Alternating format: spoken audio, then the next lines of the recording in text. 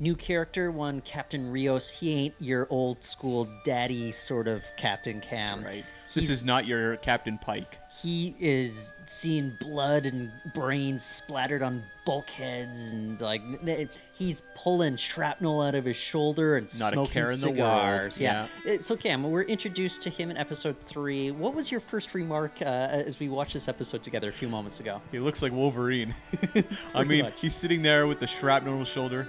Doesn't care. So what do you Smoking think? a cigar. Yeah. Yeah. So what do you think Star Trek is trying to signify with the introduction of a character like this? Because on our podcast that tackled the biggest bad boys of Star Trek, Yeah. we ultimately had to figure out that like Tom Paris was the bad boy of Voyager. And when you think of Tom Paris, Voyager? Star Trek. Star Trek. Yeah. Because do you know who the next contender was? It was Quark. Yeah. As far as bad boys go. Yeah. So I think he's meant to actually be the first true bad boy of Star Trek at this point. One Rios. Well, has the Kurtzman era introduced any others? I mean, I would say maybe Ash Tyler? Not Ash Tyler. Yeah. He's not a bad boy. Is he the closest to what we've gotten, though, up till this point? I would say Lorca would be much closer. That's a much better one, yeah. I like how your first instinct for a bad boy is Ash Tyler. I'm all about Team Lorca. Yeah, Lorca's obviously the best example. Yeah, whereas like Boy Scout would totally be a Pike, right? Sure, yeah, okay. yeah. So I'm intrigued by where they go. I just hope they don't go with like kind of cliched sort of storytelling where, I mean, his introduction is he's smoking a cigar and he's throwing back shots of like whiskey. It's no shirt. No shirts. I mean, that's how I usually do these videos, by the way. Right. So, I look, they're setting up what this guy is. He's a little bit of a tortured soul who doesn't care about anything. But as one Picard says to him, you're Starfleet to the core. So I wonder if there's kind of a redemption arc for whatever this guy gets up to moving forward. But have we ever seen a captain like this? Like, he's introduced in a way, we say Wolverine, but there's a little bit of a Han Solo kind of rogue factor going here. I was thinking an outrageous Okuna, so... We haven't seen the ponytail yet.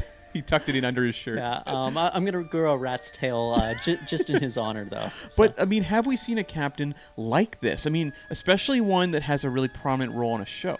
I guess the captain that's called badass more often than anyone else, though, is Captain Sisko.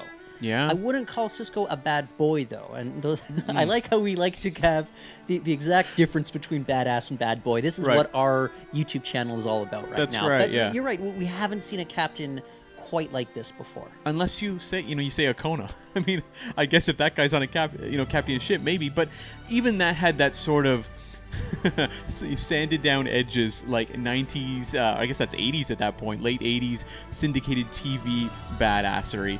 Whereas like this David does Hasselhoff, yeah, writer. in the episode of more like Baywatch Nights. Okay, not Baywatch Nights. But no, like I'm really into what they're doing with this character because we're seeing that Picard is going into space with this crew. We are used to seeing Picard captain a Starfleet ship. So it does give a bit of an interesting edge to the series in that Picard is now on a ship with a captain who is not the conventional captain you would see on a different show where Picard would easily overpower this person, philosophically or, as sort of being the authoritarian captain. Well, the only thing that he needs to have to be even more of a badass is just take those sunglasses off Commodore O and they're all over his face moving forward.